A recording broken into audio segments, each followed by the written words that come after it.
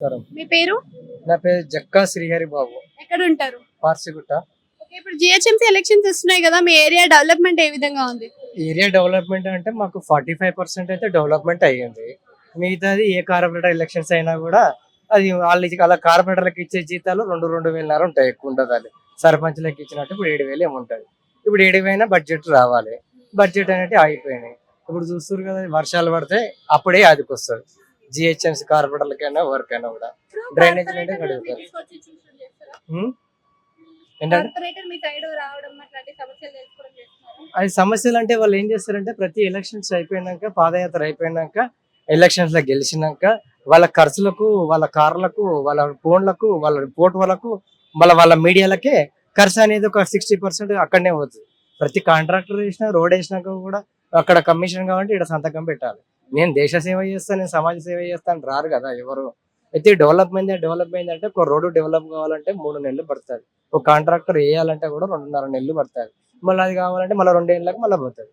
ఇప్పుడు దోమల మంది వచ్చాయి. దోమల మంది వాడో సంతకం పెట్టాలి, వీడో సంతకం పెట్టాలి. ఇది కార్పొరేటర్ ఇలా ఉంటుంది. కార్పొరేటర్ అంటేనే కార్పు, అంతే.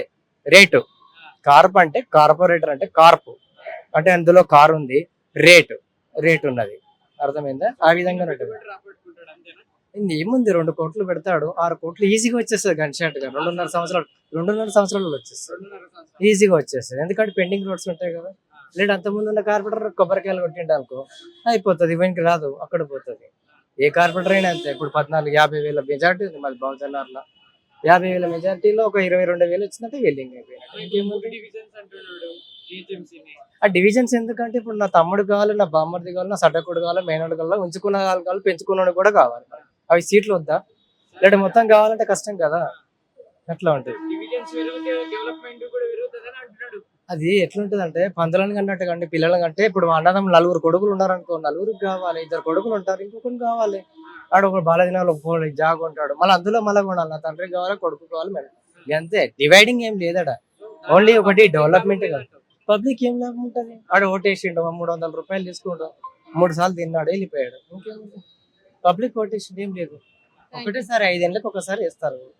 వేసిరు, అయిపోయింది కదా. అదే నువ్వు కార్పొరేట్ ఎలక్షన్స్ 2 ఏళ్ళకి పెట్టు, దిమ్మ తిరిగి మైండ్ బ్లాక్ అయిపోతుంది. దేనికి పనికిరా, దిమ్మ తిరిగి మైండ్ బ్లాక్ అయిపోతుంది. కాళ్ళు అరిగేలాగా తిరిగినోడు కారు దిగాడు. గెలిచినాక కాళ్ళు అరిగేలాగా తిరిగినోడు కారు దిగాడు. లేడీ అయినా అంతే. లేడీస్ అయినా సరే, మేడం కూడా లేడీ అనుకోండి.